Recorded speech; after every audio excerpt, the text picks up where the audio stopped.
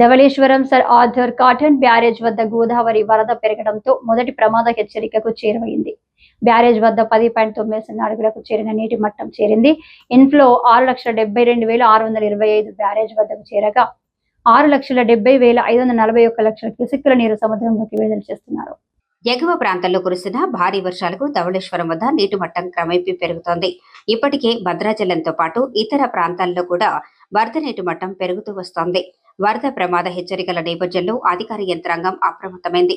పల్లపు ప్రాంతాల ప్రజలకు హెచ్చరికలు జారీ చేయడంతో పాటు బలహీనంగా ఉన్న ఏటిగట్ల పటిష్టతకు చర్యలు చేపడుతున్నారు. వరద నీటి మట్టం మరింత పెరిగేందుకు అవకాశం ఉండటంతో ధవళేశ్వరంలో ఉన్న ఫ్లడ్ కంట్రోల్ రూమ్ ద్వారా నిరంతరం అధికారులు పర్యవేక్షణ చేస్తున్నారు.